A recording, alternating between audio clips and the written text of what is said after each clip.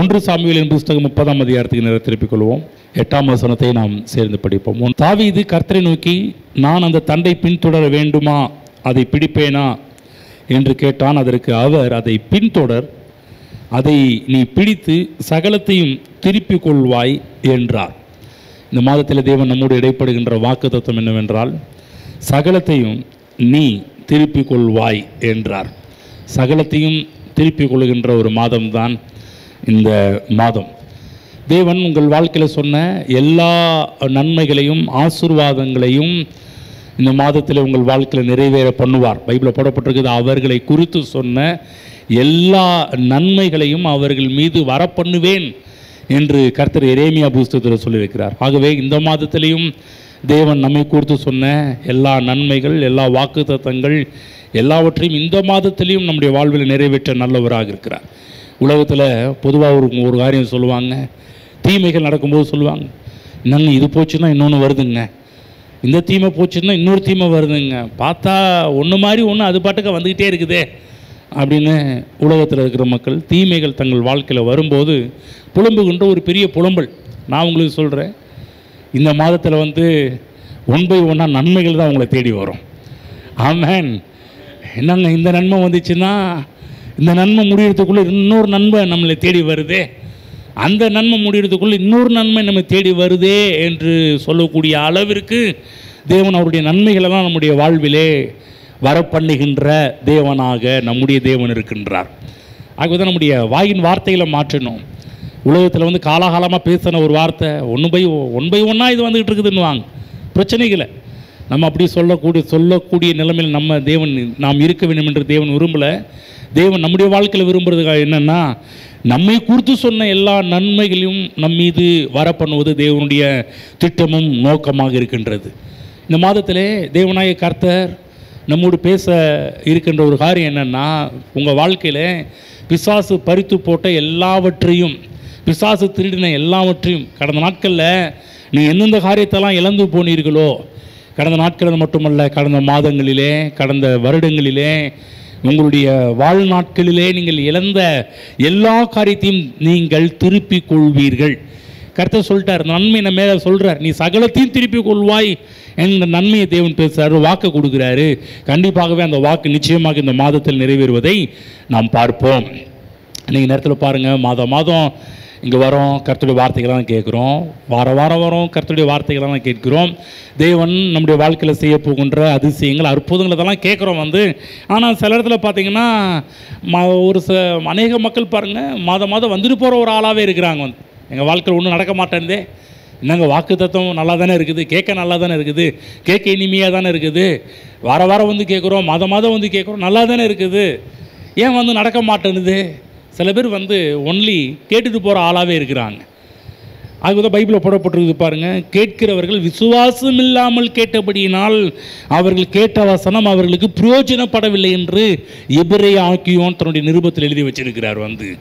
அப்போ மாதம் கேட்டு அதை விசுவாசிக்கும் போது நிச்சயம் அது உங்களுக்கு பிரயோஜனப்படும்.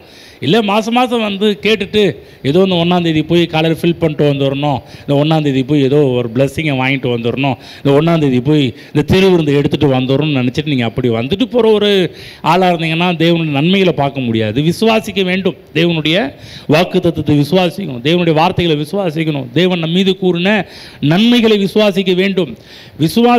கேட்டு விசுவாசம் உள்ளவர்களாக கேட்கும்போது நீங்கள் எவ்வளவு தேவனுடைய வார்த்தைகளை கேட்கிறீர்களோ அத்தனை தேவனுடைய வார்த்தையும் உங்கள் வாழ்க்கையில் நிறைவேறுவதை பார்ப்பீர்கள், பிரயோஜனப்படுவதை பார்ப்பீர்கள்.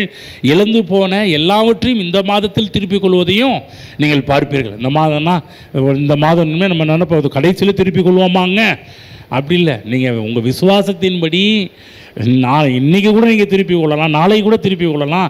இல்லை உங்கள் விசுவாசம் இல்லை எப்படியோ கடைசி நாள் அந்த கடைசி இந்த 12 மணி நேரம் அந்த கடைசி அந்த 11 மணிக்கு அந்த 59வது நிமிஷம் 59வது செகண்டில் நிறைவேறும்னு நீங்கள் அப்படி விசுவாசிச்சிங்கன்னா அப்படி நடக்கும். ஆனால் இன்றைக்கி என் வாழ்க்கையில் நான் இழந்து போனதை திருப்பிக் கொள்வேன். இன்றைக்கு நீங்கள் விசுவாசித்தாலும் இன்றைக்கும் அந்த வார்த்தைகள் நிறைவேற ஆரம்பிக்கும்.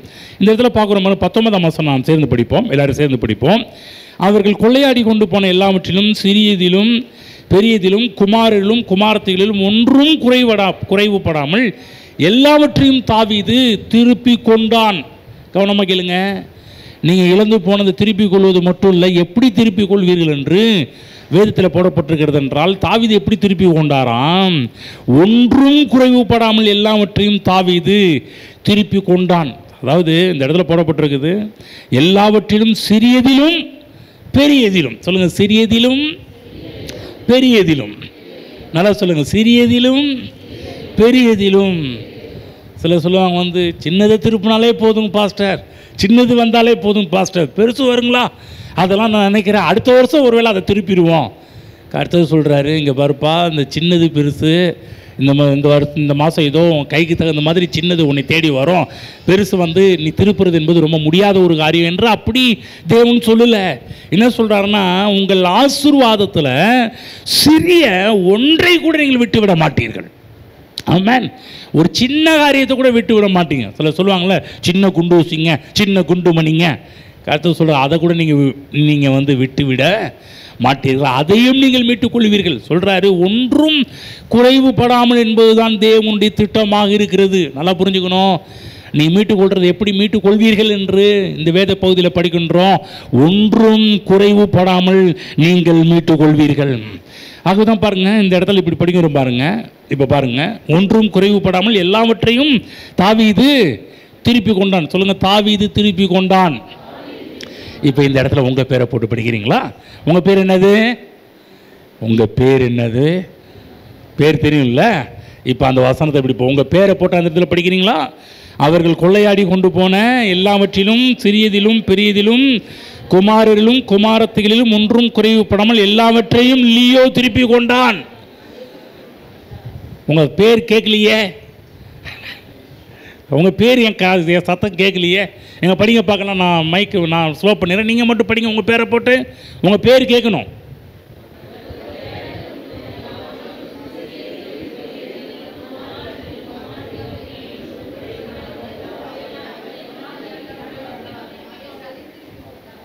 மாதேஸ்வரி மட்டும்தான் கேட்டுச்சு, வேறு பேரே கேட்கல. நல்லா சத்தமாக சொல்லுங்கள். காலையிலையும் எக்ஸசைஸ் பண்ணுங்கள், விசுவாச அறிக்கை பண்ணுங்கள். எல்லாம் சத்தமாக உங்கள் பேர் சத்தம், உங்கள் பேர் வரணுங்க. சத்தம் கேட்கணும். படிங்க பார்க்கலாம், சத்தமாக படிங்க.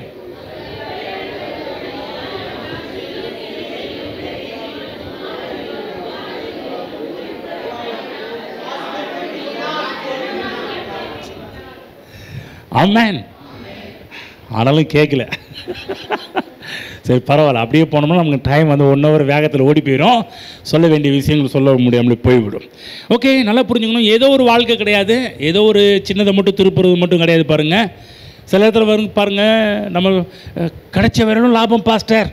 சிலர் சொல்லுவாங்களே, கிடைச்ச வரையிலும் போதுங்க, இல்லை அதெல்லாம் விட்டுருங்க, அந்த பெருசெல்லாம் வேணாங்க. சிலர் சொல்லுவாங்கள்ல, எங்கள் அசல் வந்தால் போதுங்க. சில பேர் இந்த கடன் வாங்கினவங்களை காட்டில் கடன் கொடுத்தவங்க இருக்கிறாங்க பாருங்கள், அவங்க பாடுற பாடு பெருசாக இருக்கும். அவங்க சொல்லுவாங்க, எனக்கு வட்டியெல்லாம் வேணாங்க, எனக்கு லாபம்லாம் வேணாங்க, போட்ட முதல்ல எடுத்தால் போதுங்க, போட்ட காசை கிடைச்சா போதுங்க. ஹலோ, நல்லா புரிஞ்சுக்கிங்க. போட்ட காசு மட்டும் கிடையாது, நீங்கள் அது ஒருவேளை நீங்கள் அதை இன்வெஸ்ட்மெண்ட் பண்ணியிருந்தால் எவ்வளோ லாபங்களை நீங்கள் சந்திப்பீர்களோ அத்தனை லாபத்தையும் நீங்கள் எடுப்பீர்கள். ஏதோ கிடைச்சா போதும் கிடையாது, வந்தால் போதும் கிடையாது, கிடைச்சா போதும், வந்தால் போதும், அசல் வந்தால் போதும், அப்படி கிடையாது. எல்லாவற்றையும் சொல்லுங்கள், எல்லாவற்றையும். புரியுதுங்களா? சின்ன காரியத்தையும் நீங்கள் திருப்புவீங்க, பெரிய நீங்கள் இழந்து போன பெரிய விஷயங்களையும் நீங்கள் திருப்புவீர்கள். இது எப்போ நடந்துச்சு? பைபிளில் போடப்பட்டிருக்குது. தாவீதும் 1-2 வசனங்கள். தாவீதும் அவன் மனுஷரும் 3ஆம் நாளிலே சிக்லாகுக்கு வந்து சேருகிறதற்குள்ளே அமலேக்கியர் தென்புறத்து சீமையின் மேலும் சிக்லாகின் மேலும் விழுந்து சிக்லாகை கொள்ளையடித்து அதை அக்கினியால் சுட்டெடுத்து அதிலிருந்து ஸ்திரீகளாகிய சிறியவர்களையும் பெரியவர்களையும் சிறைப்பிடித்து ஒருவரையும் கொன்று போடாமல் அவர்களை பிடித்து கொண்டு தங்கள் வழியே போய்விட்டார்கள். எப்போ நடந்துச்சு அப்படின்னா, தாவீது ஊரில் இல்லாத நேரம் பார்த்து நடந்திருக்குது. நம்முடைய வாழ்க்கையில் கூட சில இழப்பீடுகளை நம்ம எப்போ சந்திக்கிறோம்னா, தாவீதின் குமாரனாகிய கிறிஸ்து இயேசு நம்முடைய வாழ்க்கையில் இல்லாத போது சில காரியம் நடக்குது. பிரச்சனைலாம் எப்போ நடக்கும்? தேவன் நம்ம கூட இருக்கும்போது நடக்கிறது கிடையாது, இல்லைங்க? நல்லா புரிஞ்சுக்கங்க. கர்த்தர் நம்ம கூட இருப்பார் என்றால் எந்த ஒரு அசம்பாவிதம் நடக்காது. நம்ம கர்த்தர் விட்டு நம்ம தூரம் போகும்போது தான் பல விஷயங்கள் நம்முடைய வாழ்க்கையில், பல அசம்பாவிதங்கள், பல இழப்பீடுகள், கர்த்தர் விட்டு நம்ம தூரம் போனதுனால் நடந்த காரியங்கள். நல்லா புரிஞ்சுக்கணும். கர்த்தர் நம்ம கூட தான் இருக்கிறார். பைபிளில் போடப்பட்டிருக்குது, நீ கர்த்தரை பிடித்து கொண்டால் அவர் ஒன்று ஆசீர்வதிப்பார்னு போடப்பட்டிருக்குது. அப்போ நம்ம கர்த்தரை பிடிச்சிக்கிட்டோம்னா, கர்த்தர் நமக்கு, கர்த்தரோடு நம்ம இருக்கும்போது பைபிளில் போடப்பட்டு நீ கர்த்தரோடு இருந்தால் அவர் நம்மோடு இருப்பார் என்று போடப்பட்டிருக்குது. அப்போ எப்போ நம்ம பலகாரத்தில் இழந்து போகிறோம் அப்படின்னா, தேவனற்ற வாழ்விலே, தேவன் இல்லாத நேரங்களில், தேவனோடு உறவில் இல்லாத நேரத்தில், சில பிசாசுக்கு நம்ம நேரம் கொடுத்த நேரங்களில், சில கவலைகளையும் கண்ணீர்களையும் பல்வேறு சோக காரியத்தையும் நம்முடைய வாழ்க்கையில் அனுமதித்த நேரத்தில் நடந்த காரியங்கள் இது எல்லாமே. அப்போ பாருங்கள், பைபிளில் போடப்பட்டிருக்குது, தாவீது இல்லாத நேரத்தில் எல்லா பிரச்சனையும் வர ஆரம்பிக்குது. இந்த இடத்துல போடப்பட்டிருக்குது, இந்த அமலேக்கியர்கள் நேருக்கு நேர் மோத முடியாத கோழைகள், தைரியம் இல்லாத ஆட்கள் இவங்க என்ன பண்ணுறான், அமலேக்கியர்கள் தாவீது தான் உயிருக்கு உயிராய் நேசித்த காரியங்கள், ஆட்கள் எல்லாவற்றையும் தூக்கிட்டு போகிறான் பாருங்க. அது மட்டுமல்ல, தன்னுடைய ஆசீர்வாதங்கள் எல்லாவற்றையும் எடுத்துகிட்டு போகிறான். உங்கள் வாழ்க்கையில் கூட நீங்கள் உயிருக்கு உயிராக நேசித்த காரியங்களை உங்களை விட்டு எடுத்துருக்கலாம், உங்களுடைய ஆசீர்வாதங்களை திருடி இருக்கலாம் பிசாசு. பொதுவாக இழப்புகளை பற்றி பேசும்போது 2 விதமான இழப்புகளை சொல்கிறாங்க. ஒன்று தெரிந்த இழப்புகள், இன்னொன்று தெரியாத இழப்புகள்.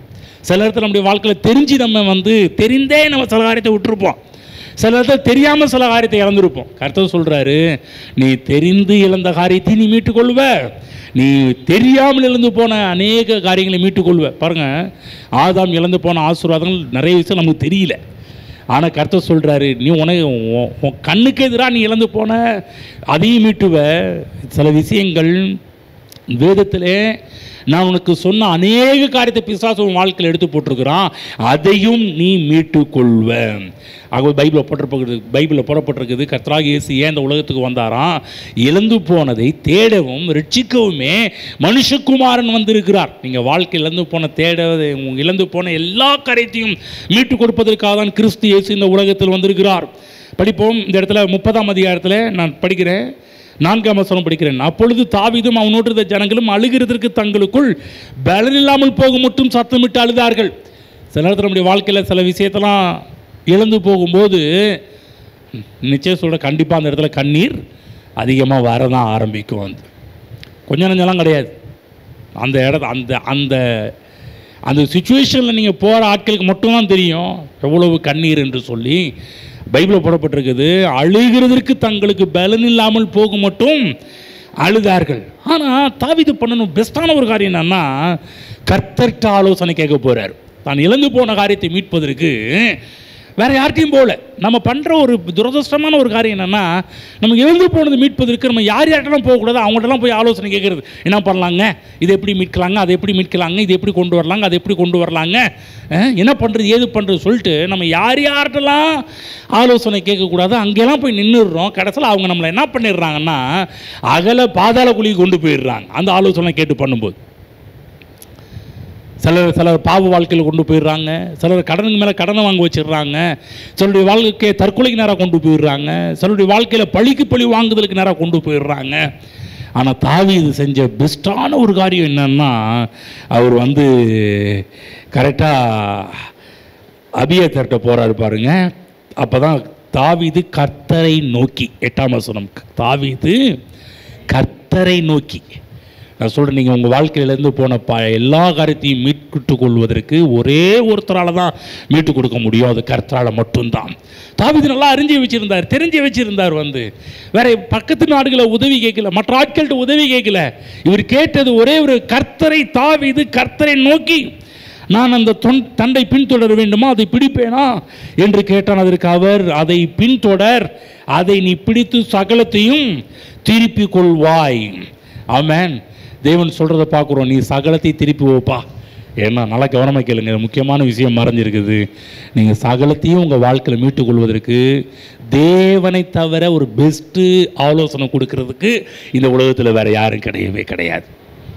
சரியாக நடத்துவார், சரியாக கொண்டு போவார். நீ இழந்து போன, நான் சொல்கிற சின்ன குண்டு மணியாக இருந்தால் கூட அதையும் மீட்க பண்ணுவார். சின்ன விஷயமா இருந்தாலும் பெரிய காரியமாக இருந்தாலும் எல்லாவற்றையும் மீட்டுக்கொள்ளும்படி கர்த்தர் செய்வார். பைபிளில் பார்க்குறோம், எகிப்தில் இஸ்ரவேல் ஜனங்கள் 400 வருஷத்துக்கு மேலே அடிமைத்தனத்தில் கிடக்கிறாங்க.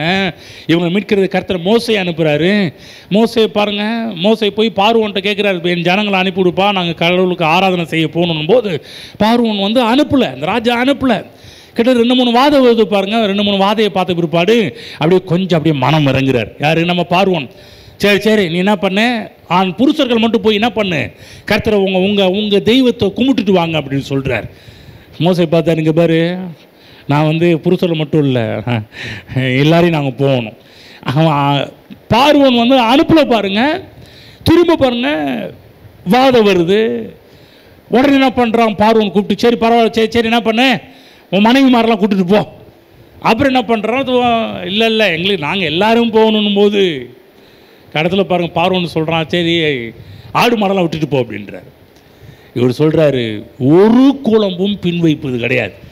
நாங்கள் எங்கள் தேவனாகிய ஆண்டவரை ஆராதிக்க போகிறோம், இங்கே பாரு எதையும் விட்டுட்டு போகிறது கிடையாது, எல்லாவற்றையும் நாங்கள் எடுத்துகிட்டு போகணும். புருஷர்களும் போகணும், பிள்ளைகளும் போகணும், ஸ்திரீகளும் போகணும், எங்கள் ஆடு மாடுகள் எல்லாமே நாங்கள் போவோம்.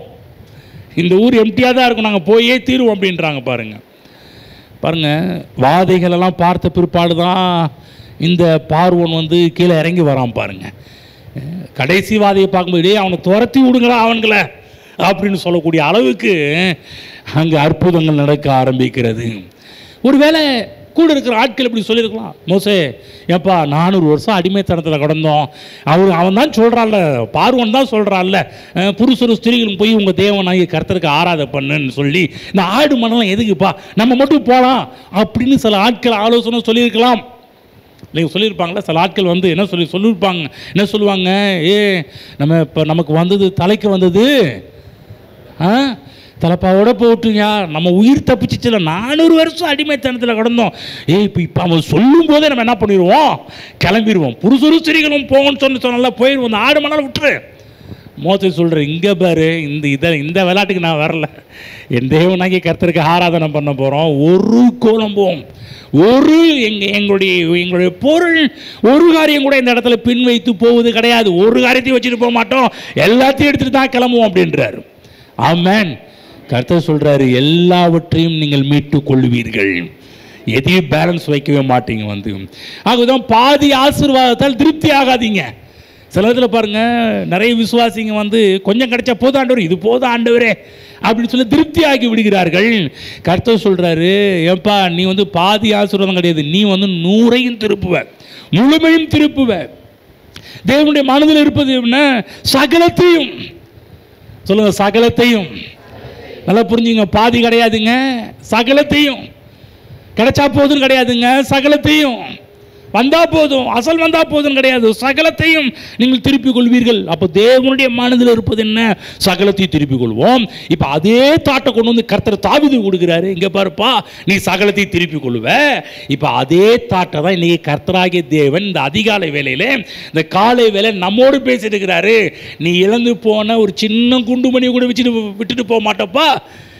சின்ன குண்டுமணின்றதுனால நீங்கள் குண்டுமணிகளை ஞாபகம் வச்சுக்காதீங்க. நான் என்ன சொல்கிறேன், ஒரு சின்ன விஷயத்தை கூட நீங்கள் இழக்க மாட்டீர்கள், பின் வைத்து போக மாட்டீர்கள். உங்கள் மனதில் கொண்டு போய் நிப்பாட்டணும். சொல்லுங்கள், நான் சகலத்தையும் திருப்பிக் கொள்வேன், பேலன்ஸ் எதுவும் வைக்க மாட்டேன், எல்லாவற்றையும் திருப்பிக் கொள்வீர்கள் நீங்கள். ஆமென். ஆகுதான் கர்த்தராகிய கிறிஸ்து இயேசு கல்வாரி சிலுவையிலே நமக்காக எல்லாவற்றையும் மீட்டு கொடுத்திருக்கிறார். நம்ம இழந்து போன ஆசீர்வாதத்தை மீட்டு கொடுத்திருக்கிறார், நம்ம இழந்து போன சமாதானத்தை மீட்டு கொடுத்திருக்கிறாரு, நம்ம இழந்து போன கௌரவத்தை மீட்டு கொடுத்திருக்கிறாரு. நிறைய பேர் பாருங்க, கௌரவம் இழந்துலாம் நிறைய பேர் வெக்கப்பட்டுக்கிட்டு இருப்பாங்க. கர்த்தர் கௌரவத்தை மீட்டு கொடுத்திருக்கிறாரு, நம்முடைய சம்பத்தை மீட்டு கொடுத்திருக்கிறாரு, கல்வாரி சிலுவையிலே இழந்து போன ஆத்துமாக்களை மீட்டு கொடுத்திருக்கிறாரு, ஊழியங்களை மீட்டு கொடுத்திருக்கிறாரு, சுகத்தை மீட்டு கொடுத்திருக்கிறாரு. அப்போ நல்லா புரிஞ்சுக்கணும், நீங்கள் எதையுமே பின் வச்சுட்டு போக மாட்டீங்க. தேவன் கல்வாரி சிலுவையிலே எல்லாவற்றையும் நமக்காக சம்பாதித்து கொடுத்திருக்கிறார். அப்போ நீங்கள் சொல்லணும், நான் எல்லாவற்றையும் மீட்டுக் கொள்வேன், நான் சகலத்தையும் திருப்பிக் கொள்வேன். இயேசு கிறிஸ்துக்கு 12 சீசர்கள் இருந்தாங்க பாருங்க. ஒருத்தன் அநியாயமாக செத்து போனான். கர்த்தர் சொன்னார், சரி பரவாயில்ல, ஒருத்தன் போயிட்டால 11 பேரை வச்சு எப்படியாவது டேலி பண்ணிடலாம் அப்படின்னு சொல்லலை. சரி நல்ல வேலைக்குப்பா 11 பேராவது நீங்கள் 11 பேராவது இருக்கிறீங்களேன்னு சொல்லலை, அந்த 12ஐயும் கேப் அடைக்கிறார். இல்லை நான் என்னுடைய ஆதீனத்தில் வச்சிருந்தது என்னன்னா 12. அதில் கர்த்தர் பார்த்தாரு, 11ஓடு ஒப்பேத்திட்டு போகிற ஆள் கிடையாதுப்பா, 12ஐயும் ஃபில் பண்ணணும். அவங்க பாருங்க பிளான் பண்ணி மத்தியாவை தேர்ந்தெடுத்தாங்க. ஆனால் தேவனுடைய பிளானில் இருந்தது பவுல். ஆமென். பவுல தேவன் தெரிந்தது 12வது இடத்தையும் கர்த்தர் ஃபில் பண்ண ஆரம்பிக்கிறாரு. அன்றைக்கி பாருங்கள், நம்முடைய வாழ்க்கையில் திருடுறவங்க இருக்கிறாங்களே, கொள்ளையடிக்கிறவங்க இருக்கிறாங்களே, நம்முடைய வாழ்க்கையில் இருக்கிற சில காரியத்தை எடுத்துக்கொள்கிறவங்க இருக்கிறாங்களே, சில நேரத்தில் அவங்க எங்கே போகிறாங்கன்னு தெரியாது. பாருங்கள், திருடன் வந்து கவலைப்படாதீங்க வீட்டுக்காரங்களே, உங்கள்ட்ட திருடி இருக்கிறேன், இந்த இடத்துல போய் உட்காந்துருக்கிறேன் அப்படின்னு சொல்கிறான். அவனாவது இன்றைக்கி பாருங்க, இன்றைக்கி ஏன் போலீஸ்காரங்க இருக்கிறாங்க, அவன் திருடன் எங்கேயோ போய் எங்கேயோ மறைச்சி வைப்பான் பாருங்க, எங்கேயோ போவான் பாருங்க. அதை கண்டுபிடிக்கிறது இப்போ சில நேரத்தில் போலீஸ்காரங்களுக்கே சில நேரத்தில் ரொம்ப கன்ஃபியூஸாக போயிடும். திருடுறவன் வந்து சொல்லிட்டா போகிறான், சொல்லிட்டு போகிறது கிடையாது. திருடுறவன் எஸ்கேப் ஆகிறத இன்றைக்கெல்லாம் பாருங்கள் கில்லாடி ஆக்கிலாம் இருக்கிறாங்க.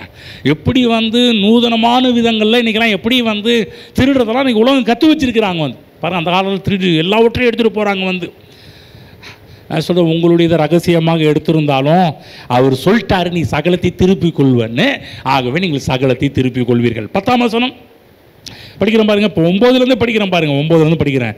அப்பொழுது தாவீதும் அவனோடு இருந்த 600 பேரும் போனார்கள். 600 பேர் கிளம்பி போகிறாங்க. எதுக்கு? பின்தொடர்றாங்க. யாரை பின்தொடர்றாங்க? மீட்டு கொள்றதுக்கு பின்தொடர்றாங்க. அவர்கள் பேசோர் ஆற்றண்டையிலே வந்தபோது அங்கே சிலர் நின்று போனார்கள். தாவீதோ 400 பேரோடு கூட பாருங்கள், 600 பேரோட போனவங்க 200 பேர் என்ன பண்ணிட்டாங்கன்னா நின்ட்டாங்க. கவனிங்க, 600ல் 200. இங்கே பாரு தாவீது, இங்கே பாரு, நீ பாட்டு சும்மா கண்மூடி தினமாக போகிற, எனக்கு என்னமோ தெரியுது தாவீது, நம்ம வந்து மீட்கிற மாதிரி தெரியல. சில இடத்துல பாருங்கள், இந்த மீட்டு கொள்ளும்போது நம்ம கூட இருக்கிற சில இந்த அவிசுவாச டிக்கெட்டுலாம் சில பேர் இருப்பாங்க. இங்கே நிச்சயம் சொல்கிறேன், அவ்வளோதான் விட்டுட்டு போயிருப்பா, உன் உயிர் மிஞ்சி போச்சுன்னா உயிரை காப்பாற்றிட்டு போ அப்படின்னு வாங்க. இப்போ 200 பேர் பேலன்ஸ் விட்டுட்டாங்க. படிக்கிற மாதிரி இப்போ பாருங்க, தாவீதோ 400 பேரோடு கூட தொடர்ந்து போனான். 200 பேர் விடாய்த்து போனபடியால் பேசோர் ஆற்றை கடக்கக்கூடாமல், இப்போ பாருங்கள் 200 பேர் விடாய்த்து போயிட்டாங்க, முடியாமல் போயிடுச்சு. வந்து அன்றைக்கு நேரத்தில் பாருங்கள், இழந்து போன நிலைமையில் பார்த்தீங்கன்னா ஒன்றும் கேட்க முடியாத நிலைமையில் நம்ம இருக்கலாம். வந்து ஆனால் தேவன் சொல்லிட்டார் பின்தொடர். அவர் சொல்லிட்டார் பின்தொடர், அவ்வளோதான்.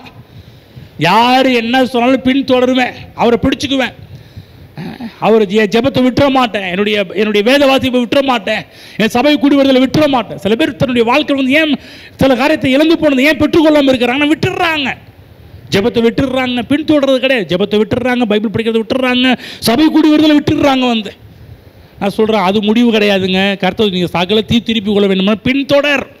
நீங்கள் செய்து கொண்டிருந்த அதே காரியங்களை செய்ய ஆரம்பிங்க. கர்த்தருடைய பலத்தை நீங்கள் பார்க்க ஆரம்பிப்பீர்கள். பாருங்கள், பாதி பேர் காணாம போயிட்டாங்க. ஆனால் தாவீதுக்கு அது நிற்கல. தாவீது தொடர்ந்து உற்சாகமாக தொடர்றார். ஏன்? நான் சொன்னது கர்த்தர், நீ சகலத்தையும் திருப்பி கொள்ளுவாய் என்று சொன்னது கர்த்தர், பின்தொடர் என்று சொன்னது கர்த்தர். ஆக தான் பாருங்கள், எவ்வளோ பேர் சோர்ந்து போய் உட்கார்ந்தாலும் இவர் சோர்ந்து போய் உட்காரல, தொடர்றாரு. வந்து தொடரும் போது பாருங்கள், ஆக தான் நான் சொல்கிறது, உங்கள் வாழ்க்கையில் வந்து 1 கோடி மக்கள் எழும்பி சபிச்சா கூட நான் சொல்கிறேன், தேவன் வாக்கு கொடுத்து விட்டால் நிச்சயமாக அதை நீங்கள் திருப்பிக் கொள்வீர்கள். ஆமென். சொல்லிட்டார், கர்த்தர் சொல்லிட்டார், நான் திருப்பிக் கொள்வேன். புரியுதுங்களா? நின்றாதீங்க, உங்களுடைய விசுவாசத்தை விட்டுறாதீங்க, உங்கள் விசுவாசத்தில் தளர்ந்து போயிடாதீங்க.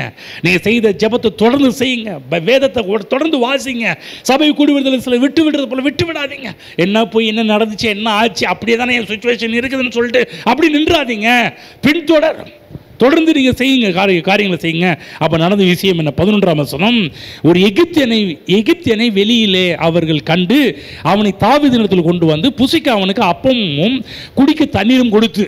யோசிச்சு பாருங்க, இருக்கிற கிரிட்டிக்கல் கண்டிஷன், ஏற்கனவே பாதி பேர் விடாய்த்து போயிட்டாங்க. இதில் வந்து பாருங்க, முக்கியமான ஏற்கனவே டென்ஷனில் இவங்க என்ன பண்ணுறாங்கன்னா முக்கியமான வேலையில் கூட முடியாதவனை கவனிக்கிறாங்க. ஹலோ, கவனம் பார்த்தீங்களா? நம்ம கஷ்டப்படுறோம், இவன் செத்தா என்ன பண்ணுறது, போ விட்டு தொலை அப்படின்னு சொல்லிட்டு போக வேண்டியதானே. அப்படி சொல்லல. பாருங்க என்ன நடக்குதுன்னா, 12 அத்திப்பழ அடையில் ஒரு துண்டையும் வற்றலான 2 திராட்சை பழ குலைகளையும் அவனுக்கு கொடுத்தார்கள். அதை அவன் சாப்பிட்ட பின்பு அவனுடைய உயிர் திரும்ப அவனுக்குள் வந்து அவன் ராப்பகல் 3 நாளாய் அப்பம் சாப்பிடாமலும் தண்ணீர் குடியாமலும் இருந்தான். 3 நாள் பட்டினி போட்டு போயிருக்கிறாங்க.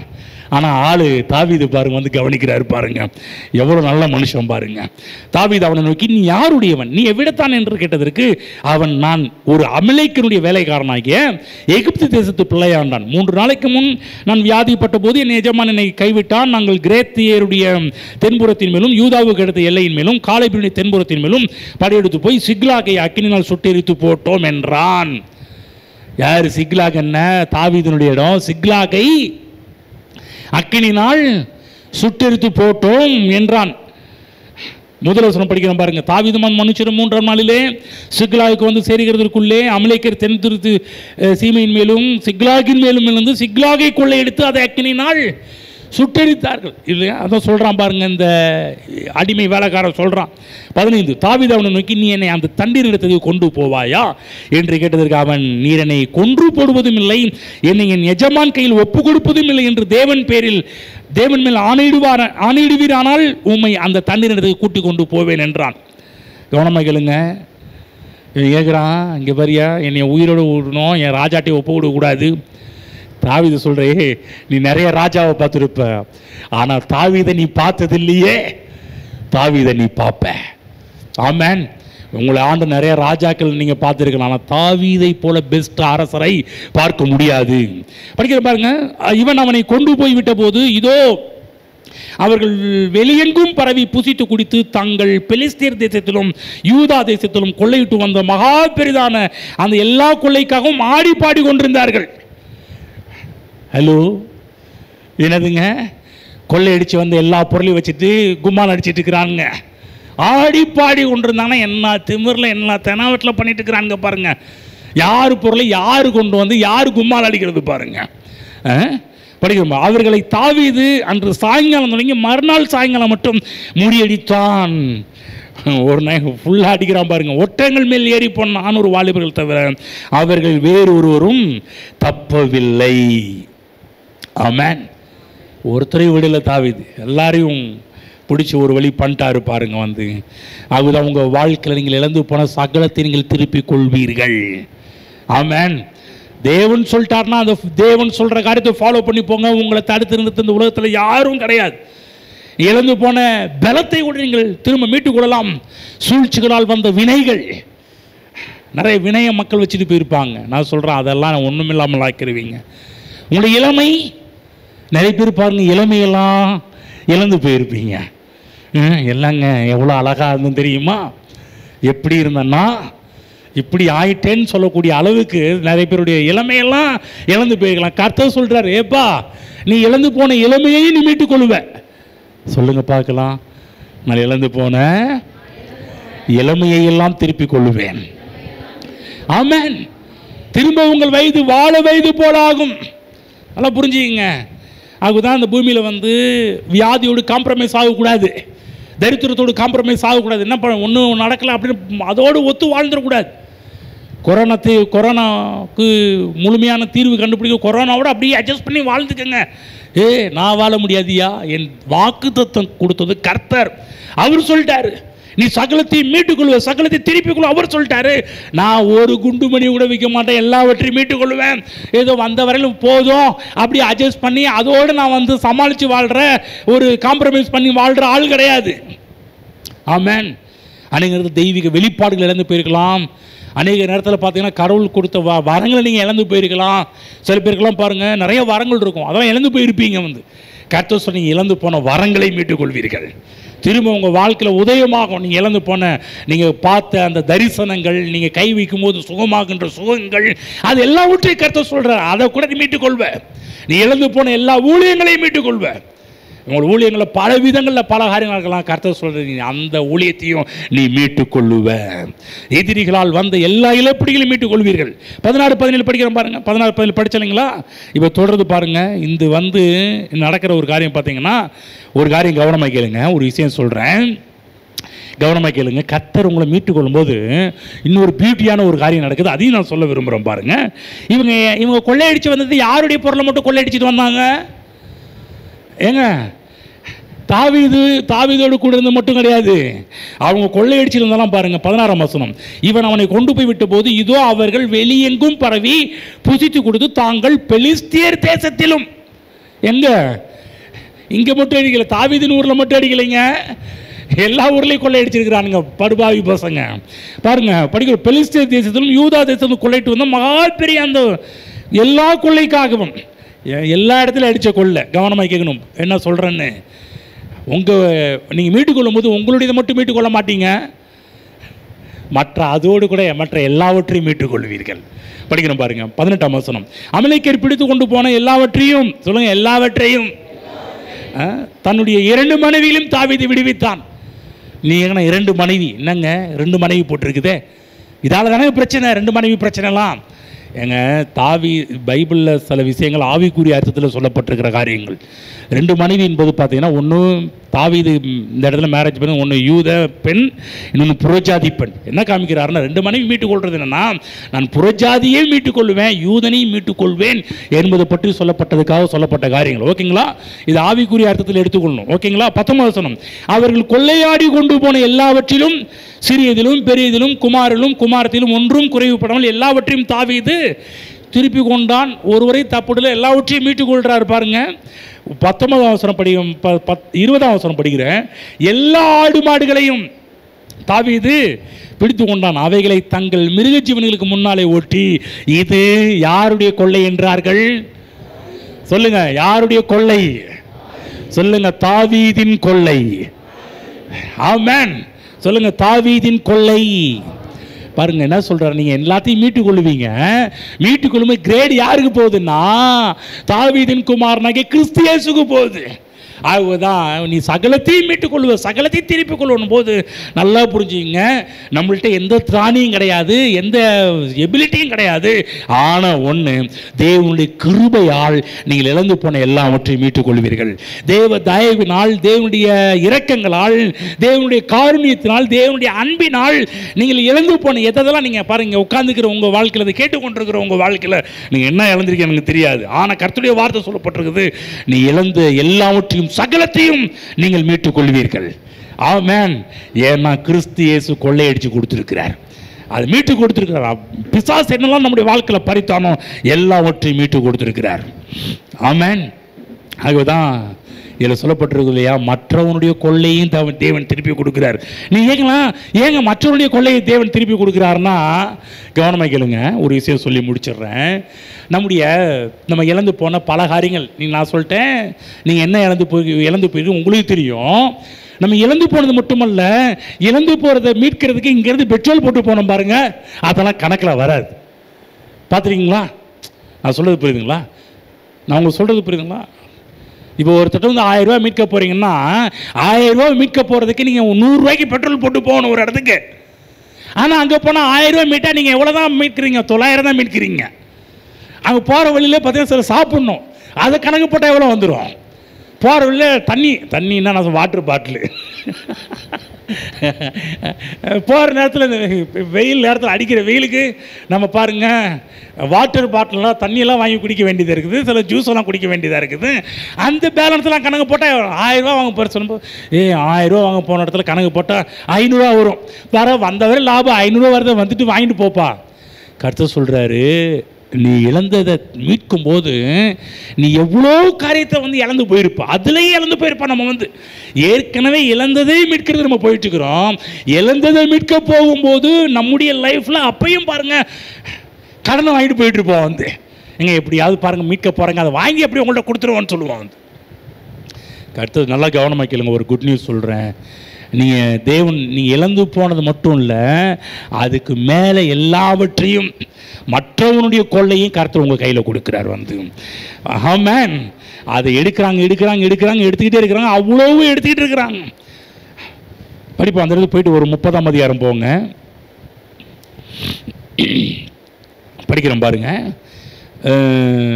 21 விடாய்த்து போனதுனால தாவீது பின் செல்லாமல் பேசர் ஆற்றண்டையில் தங்கியிருந்த 200 பேரிடத்துக்கு தாவீது வருகிற போது இவர்கள் தாவீதுக்கும் அவனுடன் ஜனத்துக்கும் எதிர்கொண்டு வந்தார்கள். தாவீது அந்த ஜனத்தில் சேர்ந்து அவர்கள் சுக செய்தி விசாரித்தான். அப்பொழுது தாவீதுடன் நடந்து வந்த மனுஷரில் பொல்லாதவர்களும் பேலியாளியின் மக்களுமான எல்லாரும் அவர்கள் எங்களோடு வராதபடியால் நாங்கள் திருப்பி கொண்டு கொள்ளையுடைமைகளை அவர்கள் ஒன்றும் கொடுப்பதில்லை, அவர்களில் ஒவ்வொருவனும் தன் மனைவியும் தன் பிள்ளைகளையுமே அழைத்து கொண்டு போகட்டும் என்றான். ஒன்றையும் கொடுக்க முடியாது, உன் மனைவி பிள்ளை மட்டும் தூக்கிட்டு போ அப்படின்றான் பாருங்க. அதற்கு தாவீது எப்படிப்பட்ட ராஜா பாருங்க. தாவீது, என் சகோதரரே, கர்த்தர் நமக்கு தந்ததை நீங்கள் இப்படி செய்ய வேண்டாம். கர்த்தர் நம்மை காப்பாற்றி நமக்கு விரோதமாய் வந்திருந்த அந்த தண்டை நம்முடைய கையில் ஒப்பு கொடுத்தார். இந்த காரியத்தில் உங்கள் சொற்கேட்க யார் சம்மதிப்பான்? யுத்தத்திற்கு போனவர்கள் பங்கு எவ்வளவோ அவ்வளவு வஸ்துக்களில் இருந்தவர்களுக்கும் பங்கு வீதம் கிடைக்க வேண்டும், சரி பங்காக பங்கிடுவார்களாக என்றார்கள். அப்படியே அந்நாள் முதல் கொண்டு நடந்து வருகிறது. கவனமாக கேட்டிங்களா என்ன நடந்துச்சுன்னு சொல்லிட்டு? அவங்க கொள்ளையடித்த பொருள், ஏகப்பட்ட கொள்ளையடித்த பொருள் எல்லாவற்றுக்கும் தாவீது சரி பங்காக பிரித்து கொடுக்குறாரு வந்து. ஆமென். எழுந்திருப்போம். தேவன் இந்த காலவெளியில் உங்களோடு சொல்கிற ஒரு காரியம், நீங்கள் இழந்து போன சகலத்தையும் மீட்டுக் கொள்வீர்கள். ஆமென். ஒன்றும் பேலன்ஸ் வைக்கிறது கிடையாது. சின்ன பொருள் பெரிய பொருள் அதெல்லாம் நீங்கள் பார்க்காதீங்க. கர்த்தர் சொல்லிட்டாரு, சகலத்தையும் நீ திருப்பி கொள்வேன். ஆனால் ஒரு விஷயம், பின்தொடர். நீங்கள் தொடர்ந்து தேவனை பிடிச்சிக்குங்க, தேவனை விட்டுறாதீங்க. இந்த நேரத்தில் வந்து நிறைய தப்பான ஆலோசனை சொல்கிறவங்க நிறைய பேர் எழும்புவாங்க. அந்த லைனில் போயிடாதீங்க. சில நேரத்தில் உங்களுக்கு எதிரி நீங்களாகவே எழும்ப ஆரம்பிச்சிடுவீங்க. என்ன பண்ணுறது, ஒன்றும் கிடைக்கல, அவரை தேடி என்ன பிரயோஜனம், அவரை ஜெபம் பண்ணி என்ன பிரயோஜனம், துதிச்சு என்ன பிரயோஜனம், சர்ச்சுக்கு போய் என்ன பிரயோஜனம் அப்படின்னு உங்களுக்கு நீங்களே சில இடத்துல எதிரியாக மாறி கர்த்தரை பின்தொடராமல் விட்டுருவீங்க.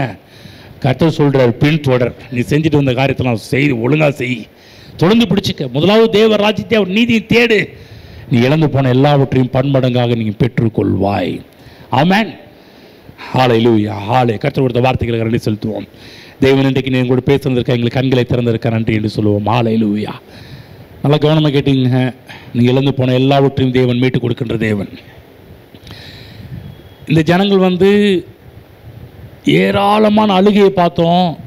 ஆனால் தேவன் அந்த அழுகைக்கெல்லாம் முற்றுப்புள்ளி வைக்க ஆரம்பித்தார். ஆகவே நீங்கள் அழுதுகிட்டு இருக்கிற அழுகை நிரந்தரமானது கிடையாது, அதுக்கெல்லாம் முற்றுப்புள்ளி வைக்கப்படும்.